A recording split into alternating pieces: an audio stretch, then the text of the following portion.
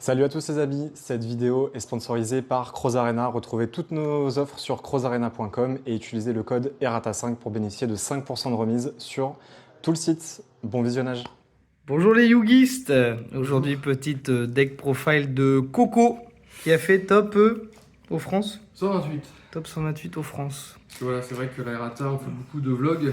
Et actuellement, vous vous dites, qu'est-ce qui leur arrive? Putain, 4-5 tech profile d'un seul coup. Donc c'est peut-être un peu réveillé.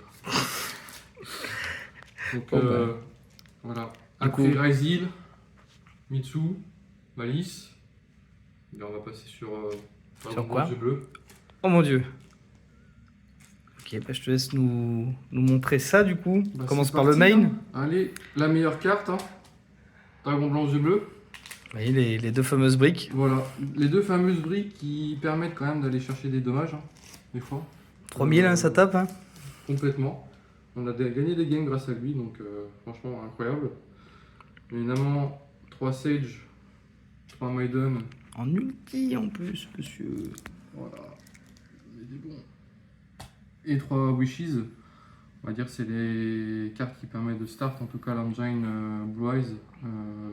Sage qui va pouvoir tuto Maiden ou Veiler, Maiden qui va pouvoir set True Light. Et qui a aussi son effet sur le terrain de pouvoir directement, dans les cibler, de pouvoir spé des choses. Donc c'est surtout intéressant. Et après Wishes qui va en défaut sur 1 pouvoir tuto 2. Et aussi aller chercher Tyran. Tyran qui est dans Blue Eyes une carte qui vraiment est très impactante. Car on en joue beaucoup d'entrappes.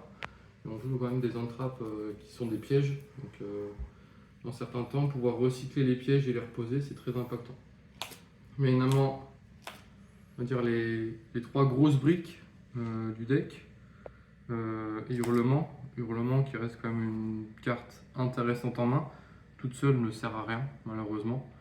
Mais ça reste toujours une carte qui permet de spare un dragon blanc en défense.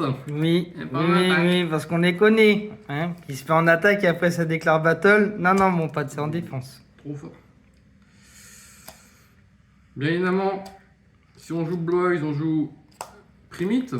La carte préférée à Aymar. Voilà. Dis coucou Aymar. Voilà. Bah, la carte préférée de toujours Blue Eyes, j'ai envie de dire, un Dreading qui fait vraiment beaucoup de choses. Annuler et bannir, c'est très fort, et c'est surtout que durant chaque tour, elle revient. C'est-à-dire que l'adversaire va toujours devoir affronter Drill Beam sur le terrain. Ah bon, affronter Nomni tous les tours, c'est Voilà. c'est pas un truc qu'on aime. Hein. Beryl, j'ai envie de dire, c'est une carte qui est très forte, et c'est surtout l'effet, le dernier effet de Beryl qui, moi, m'a servi plusieurs fois durant Ouais, le petit CDF. effet caché que Voilà. pas grand monde connaît. On va dire que l'association de Maiden Beryl, c'est vraiment un combo qui permet de jouer autour de beaucoup d'interactions. Et des fois, juste Beryl, set, tuto Drill Beam, Droll. Si tu as Maiden en main, tu peux juste faire Beryl, effet sur le terrain, Foolish, un dragon blanc. Maiden, True Light respect dragon blanc. Et il fait Maiden se respect. Puis t'as quand même des accès à ton interactions. spirit Voilà. synchro. Ouais. C'est surtout pour avoir accès au dragon blanc très rapidement. Voilà. C'est vraiment quelque chose de très impactant et dans le deck c'est complètement free en fait de jouer ce Longing. Ah ouais, non, mais totalement. C'est un deck à on-trap, hein. Il est pas très agressif, il aime pas affronter les boards, les full boards, donc on a besoin de les interrompre. Donc on joue 3 H pied à chaque fois. Chaque fois que je la clique, ah putain j'ai joué un H pied. Fuva,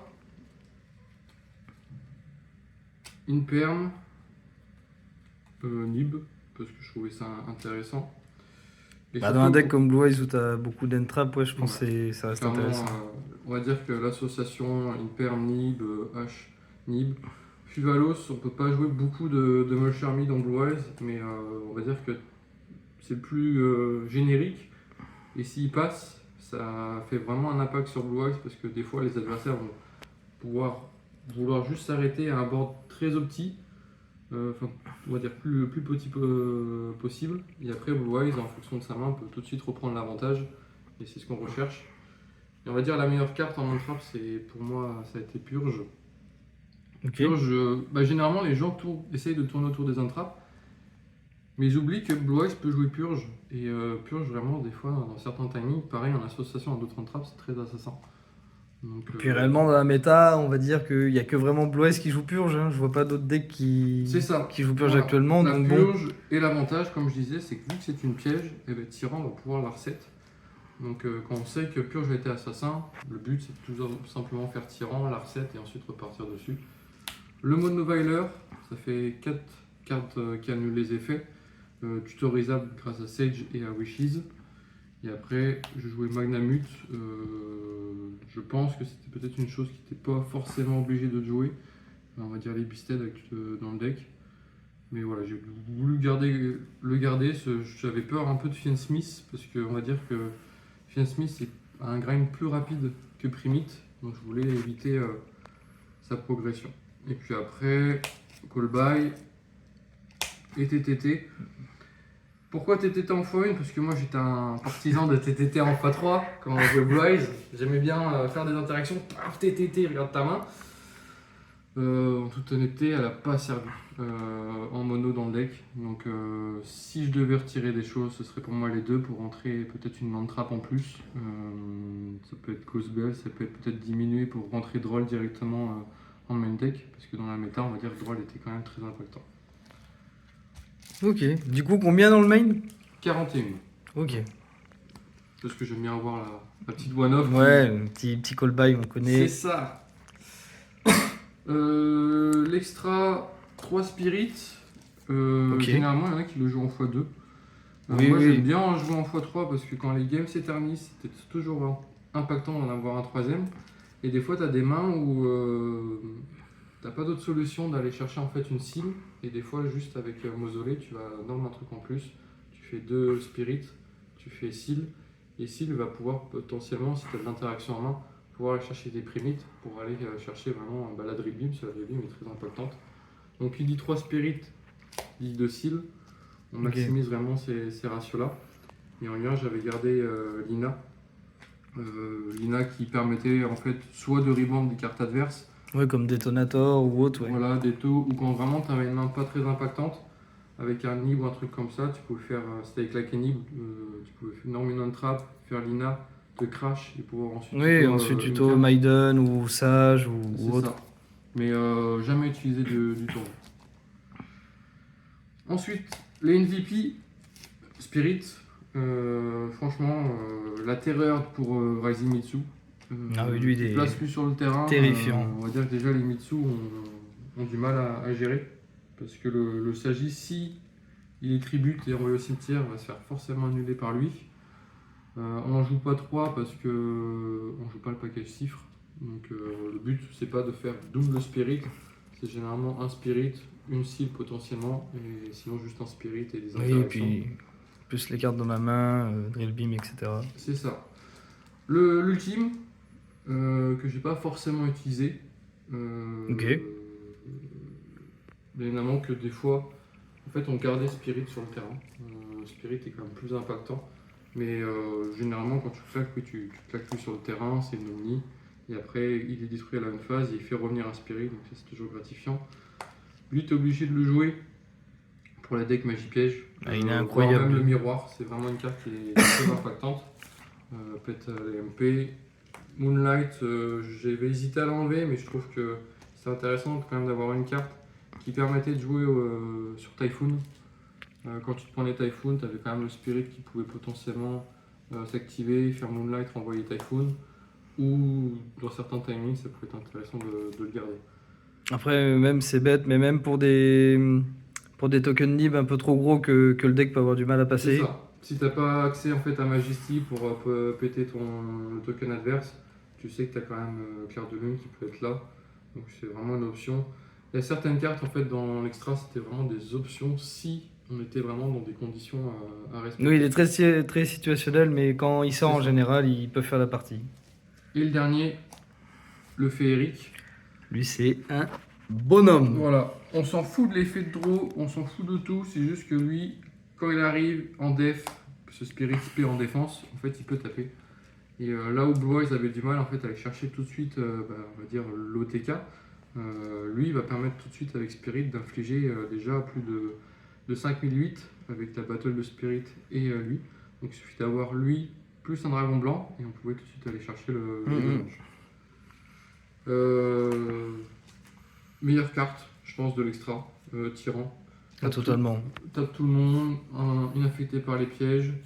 Et en fin de dommage, il va recycler une de tes pièges et la recette. Très facile à faire grâce à Wishes. Donc franchement, des fois on essayait juste de forcer le board adverse et à la fin on finissait juste sur tyran, tape tout le monde, recycle tes pièges.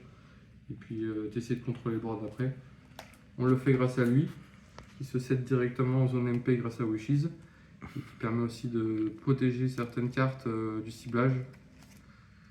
Et enfin le dernier, Typhoon, m'a servi une fois, mais tant qu'il était là, parce que franchement j'avais un board à affronter en face, c'était contre un Crystron, Dragster plus Cyberdé.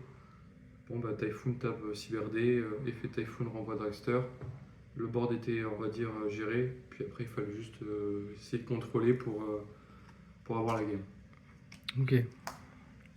C'est vraiment la dernière option, mais des fois c'est une option qui, même quand tu as par exemple Typhoon et tu as Maiden en main, tu fais Typhoon, tu fais Maiden, c'est True Light. Si tu as un Blue Eyes dans le cimetière, True Light va cette Majesty. Des fois ça suffit simplement, des fois à contrôler le board. Ok. Du Le coup, il nous side. reste le side. Ouais, bon, bah ça. Non, c'est hard. Voilà, on n'est pas surpris. Droll, Ok. Ghost Bell. Ok. Ghost Bell parce que vu que j'ai quand même beaucoup d'untrap, quand je partais deuxième, je retirais des fois de l'engine, un sage, des cartes comme ça, ce qui permettait d'augmenter mes ratios d'untrap en main. Et Ghost Bell, par exemple, contre Azimitsu, tu peux annuler prières, tu peux quand même avoir des interactions. Tu m'as empêché la respect du cimetière. Voilà, Enfin, il y a contre Malice quand même aussi. beaucoup de polyvalence, je trouve, dans le match-up avec Bell. Donc voilà. Je voulais vraiment la respecter. Puis pareil contre les Fian Smith, c'était quelque chose que je voulais éviter. C'est pour ça que j'avais aussi moi mis un Druis en plus. Franchement, les Beasted n'ont pas du tout servi, ou très peu. Donc quelque chose que moi, en tout cas, je retirais potentiellement. Mais malgré ça, je l'ai pas eu beaucoup. Mais peu de fois que je l'ai eu en main, c'est-à-dire que c'est toujours un body sur la table qu'il fallait qu'il gère parce qu'il y a quand même son effet quand il quitte le terrain qui était. Oui, bah ça c'est toujours un problème. Voilà. Deux trusts qui permettent d'aller chercher Plumeau, Sanctuaire et Gloom. Ok. Ouais, donc le side vraiment ciblé sur les deux gros decks du C'est format. C'est ça. Après, Trust permettait quand même potentiellement d'aller chercher TTT, d'aller chercher une Wishes. Donc quand je sais que je partais deuxième, des fois juste j'enlevais une Wishes et je mettais juste une Mono Trust. Comme ça, je partais du principe que je pouvais garder en main TTT et je peux quand même aller chercher s'il faut cette Trust. Donc la Trust en fait laissait les Wishes à 3 mais permettait de doubler TTT. J'ai eu du mal à me séparer TTT. Là maintenant, elle va partir. Mais voilà, Est-ce que si tu devrais revenir en arrière juste avant le France, est-ce que tu changerais des choses dans ton side ou pas? je pense que j'ai pas assez orienté le side contre Malice, qui est quand même un match-up qui est le plus difficile contre Blue Eyes. Ok. Peut-être avoir un Fantasmé ou un Mush Charmier en plus pour avoir plus d'entraves polyvalentes. Parce que c'est vrai qu'actuellement il y avait Lancia, on va dire Ghost Bell, mais Ghost Bell toute seule ne sert à rien. Peut-être qu'il aurait fallu pas assez impactante. une entrave qui va chercher vraiment des entraves impactantes contre Malice. Je pense que vraiment Fantasmer aurait été une très belle option. Peut-être que le package Trust n'était pas obligé. C'est vrai qu'à Blue Eyes a cette force de pouvoir jouer Skill Drain qui est une one-off. Alors on peut jouer Skill Drain plus de jugement, Skill Drain plus de warning, Skill Drain plus Strike. Strike et aussi la magie Dragon Mind. La trappe. Qui permet de se reset. Donc peut-être que j'aurais pu diminuer déjà ce package là et en fait en mettre juste 1, 2, 3, ce qui aurait permis d'avoir une carte en plus pour pouvoir avoir une interaction supplémentaire. Sachant que Blue Eyes quand il start, il a quand même cette force de pouvoir placer un board qui fait pas peur sur le terrain et sur le papier, mais qu'avec les entrappes en main et les interactions peuvent complètement contrôler la game. Oui. C'est oui. vraiment du contrôle pur et dur. Ok. Mais est-ce que tu as des remerciements à faire? Des shout-out? Je voulais remercier la team Errata pour l'entraînement. Oui. Pas du tout. Non, non, par rapport à Blue Eyes, moi je suis le seul à jouer dans la team. Je voulais quand même remercier le père Sean. Oui. On a quand même travaillé un peu le deck ensemble, on a bien dessus. Bah, quand même merci à la team pour l'événement. Merci à la Cross La Cross Arena. qui nous suit. dans Le tout code notre Errata périple. 5, moi 5% sur la boutique. Voilà, et un Blue Eyes offert. Oui. De la part de Coco. Je devrais en acheter plutôt. En commune. En commune. Oui, oui, oui, oui. Soyons pas fous. Ouais. Non mais voilà, l'événement était super bien organisé, ça a été fluide, très rapide. Par contre, monsieur, tu nous as pas dit tes match-up. Match-up. Va falloir y penser à ça. Faut nous dire les match-up. Les match-up, ça a été la première game. Ils sont sur ton téléphone de ma main, non? C'est ça? Non, la tête. Non, ça a été Monde Ténébreux, ça a été 2 Cristron, Wow. ça a été 3-4 Rising Mitsu, un Rising Pur, 2 Malice, un Wild Forest. Ça c'était ma draw. Cela je suis fini en X4-1 avec Ok. du J2. Et je finis donc 120e sur 2400. 2431, il me semble qu'on était. Donc plutôt content. Voilà. Blue Eyes avait chié à la gueule. Ah oui, Avant. d'ailleurs, petite, il y a un truc que t'as pas dit aussi. Combien de dégâts gagnés sur 2 jours? Avec un deck qui est vraiment fort en go first et nul en go second? 3-4. Ouais, c'est ok.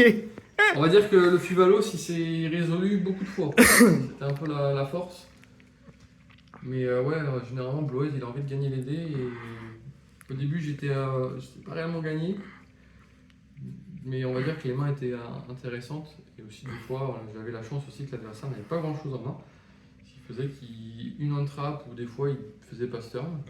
Et le fait de pass turn, moi je suis content. Je pioche une 6ème carte et j'ai tout ce qu'il faut pour démarrer. Donc pas beaucoup de dés gagnés, mais aussi je pense beaucoup de chance des fois, surtout des mains adverses et les mains. Les Moche Charmy, enfin Fuvalos, c'est une très bonne carte, mais c'est sûr que ça se prend H. Et Oui. j'ai eu plus de ratio positif de Fuvalos résolu que des fois à certains tournois. Donc ce qui permet aussi d'avoir cette chance, même si je perds le dé, de pouvoir gagner des games. Ok. Voilà. Eh ben, merci pour cette profile, Corentin. Et Merci. puis, on vous dit à bientôt. Au revoir. Au revoir.